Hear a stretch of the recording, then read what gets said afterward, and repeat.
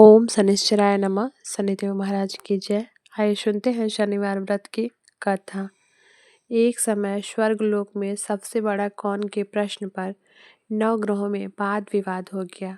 विवाद इतना बढ़ा कि परस्पर भयंकर युद्ध की स्थिति बन गई। निर्णय के लिए सभी देवता देवराज इंद्र के पास पहुंचे और बोले, हे देवराज, आपको निर्णय करना होगा कि हम में से सबसे बड़ा कौन है। देवताओं का प्रश्न सुनकर देवराज इंद्र उलझन में पड़ गए। इंद्र बोले, मैं इस प्रश्न का उत्तर देने में असमर्थ हूँ। हम सभी पृथ्वीलोक में उज्जैनी नगरी में राजा विक्रमादित्य के पास चलते हैं। देवराज इंद्र सहित सभी ग्रह देवता उज्जैनी नगरी पहुँचे। महल में जाकर जब देवताओं ने उनसे अपना प्रश्न पूछा तो राजा विक्रमादित्य भी कुछ देर के लिए परेशान हो उठे, क्योंकि सभी देवता अपनी अपनी शक्तियों के कारण महान थे। किसी को भी छोटा या बड़ा कह देने से उनके क्रोध के प्रकोप से भयंकर हानि पहुंच सकती थी। अचानक राजा विक्रमादित्य को एक उपाय सूझा और उन्होंने विभिन्न धातुओं स्वर्ण, रजत, चांदी, कांसा, ताम्र, तांबा, शीशा, रांगा, जस्ता, अभ्रक व लोहे के 9 आसन बनवाए। धातुओं के गुणों के अनुसार सभी आसनों को एक दूसरे के पीछे रखवाकर उन्होंने देवताओं को अपने अपने सिंहासन पर बैठने को कहा। देवताओं के बैठने के बाद राजा विक्रमादित्य ने कहा, आपका तो निर्णय स्वयं हो गया। जो सबसे पहले सिंहासन पर विराजमान है वही सबसे बड़ा है।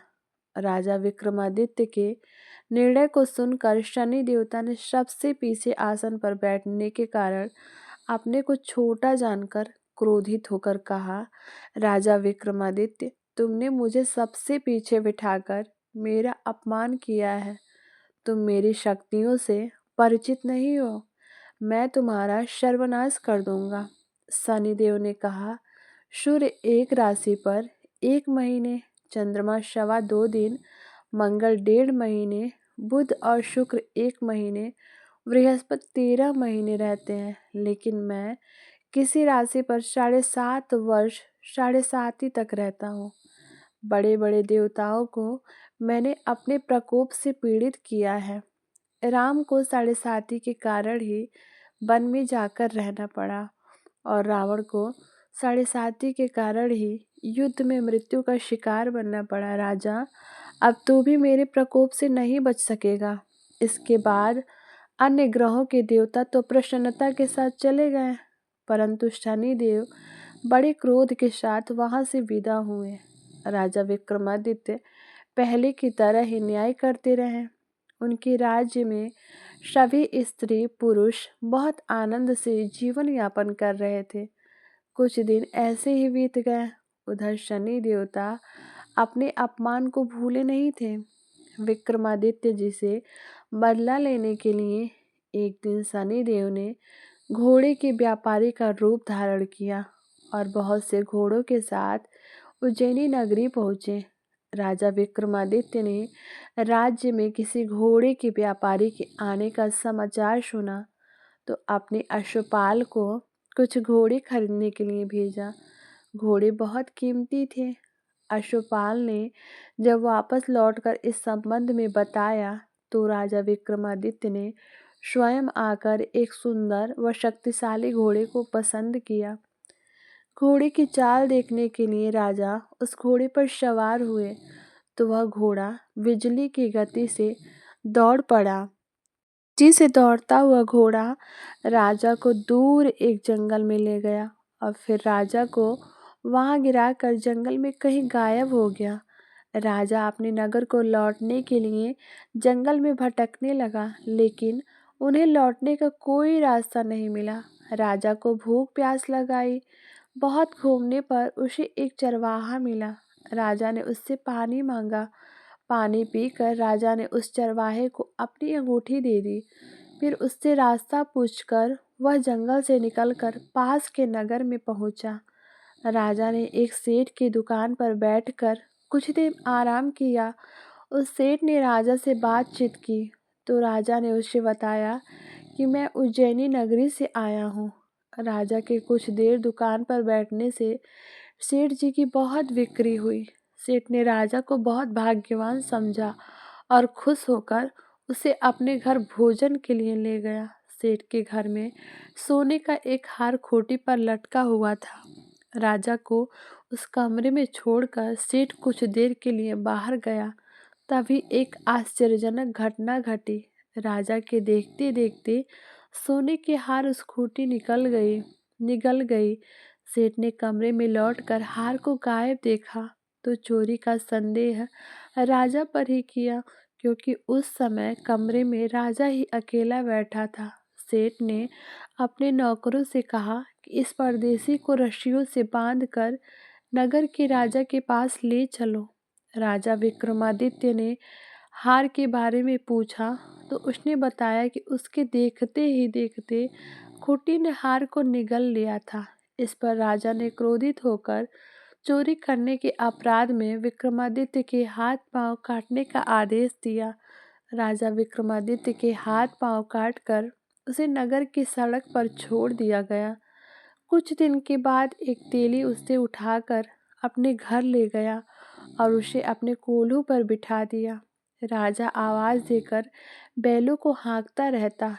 इस तरह तेली का बैल चलता रहा और राजा का भोजन मिलता रहा। शनिदेव के प्रकोप की 7.5 पूरी होने पर वर्षा ऋतु प्रारंभ हो गई। राजा विक्रमादित्य एक रात मेघ मल्हार गा रहा था कि तभी नगर के राजा की लड़की राजकुमारी मोहिनी रथ पर सवार उस तेली के घर के पास से गुजरी। उसने मेघ मल्हार सुना तो उसे बहुत अच्छा लगा और दासी को भेजकर गाने वाले को बुला लाने को कहा। दासी ने लौटकर राजकुमारी को अपंग राजा के बारे में सब कुछ बता दिया। राजकुमारी उसके मेघ मल्हार से बहुत मोहित हो गई, अतः उसने सब कुछ जानकर भी अपंग राजा से विवाह करने का निश्चय कर लिया। राजकुमारी ने अपने माता पिता से जब यह बात कही तो वे हैरान रह गए। रानी ने मोहिनी को समझाया, बेटी तेरे भाग्य में तो किसी राजा की रानी होना लिखा है, फिर तू उस अपंग से विवाह करके अपने पांव पर कुल्हाड़ी क्यों मार रही है। राजकुमारी ने अपनी जिद नहीं छोड़ी। अपनी जिद पूरी कराने के लिए उसने भोजन करना छोड़ दिया और प्राण त्याग देने का निश्चय करके आखिर राजा रानी को विवश होकर अपंग विक्रमादित्य से राजकुमारी का विवाह करना पड़ा। विवाह के बाद राजा विक्रमादित्य और राजकुमारी तेली के घर में रहने लगे। उसी रात स्वप्न में शनिदेव ने राजा से कहा, राजा तुमने मेरा प्रकोप देख लिया, मैंने तुम्हें अपने अपमान का दंड दिया है। राजा ने शनिदेव से क्षमा करने को कहा और प्रार्थना की कि हे शनिदेव, आपने जितना दुख मुझे दिया है अन्य किसी को ना देना। शनिदेव ने कुछ सोच समझकर कहा, राजा मैं तुम्हारी प्रार्थना स्वीकार करता हूँ। जो कोई स्त्री पुरुष मेरी पूजा करेगा, शनिवार को व्रत करके मेरी व्रत कथा सुनेगा, उस पर मेरी अनुकंपा बनी रहेगी। प्रातःकाल राजा विक्रमादित्य की नींद खुली तो अपने हाथ पांव देखकर राजा को बहुत खुशी हुई। उसके मन में शनिदेव को प्रणाम किया, मन ही मन शनिदेव को प्रणाम किया। राजकुमारी भी राजा के हाथ पांव सही सलामत देखकर आश्चर्य में डूब गई। तब राजा विक्रमादित्य ने अपना परिचय देते हुए शनिदेव के प्रकोप की सारी कहानी सुनाई। सेठ को जब इस बात का पता चला तो दौड़ता हुआ तेली के घर पहुंचा और राजा के चरणों में गिरकर क्षमा मांगने लगा। राजा ने उसे क्षमा कर दिया, क्योंकि यह सब तो शनिदेव के प्रकोप के कारण हुआ था। सेठ राजा को अपने घर ले गया और उसे भोजन कराया। भोजन करते समय वहां एक आश्चर्यजनक घटना घटी। सबके देखते देखते उस खूंटी ने हार उगल दिया। सेठ जी ने अपनी बेटी का विवाह भी राजा के साथ कर दिया और बहुत से स्वर्ण आभूषण धन आदि देकर राजा को विदा कर दिया। राजा विक्रमादित्य राजकुमारी मोहिनी और सेठ की बेटी के साथ उज्जैनी पहुँचे तो नगरवासियों ने हर्ष से उनका स्वागत किया। अगले दिन राजा विक्रमादित्य ने पूरे राज्य में घोषणा कराई कि शनिदेव सब देवों में सर्वश्रेष्ठ है। प्रत्येक स्त्री पुरुष शनिवार को उनका व्रत करे और व्रत कथा अवश्य सुने। राजा विक्रमादित्य की घोषणा से शनिदेव बहुत प्रसन्न हुए। शनिवार का व्रत करने और व्रत कथा सुनने के कारण सभी लोगों की मनोकामनाएं शनिदेव की अनुकंपा से पूरी होने लगी। सभी लोग आनंद पूर्वक रहने लगे। बोले शनिदेव महाराज की जय। हमारी कथा आप लोगों को कैसी लगी कमेंट बॉक्स में अपनी राय जरूर बताना। अगर कथा अच्छी लगी हो तो वीडियो को लाइक ज़रूर करना, चैनल को सब्सक्राइब करना, वीडियो को शेयर करना। तो हम एक और कथा के साथ मिलते हैं, तब तक के लिए धन्यवाद।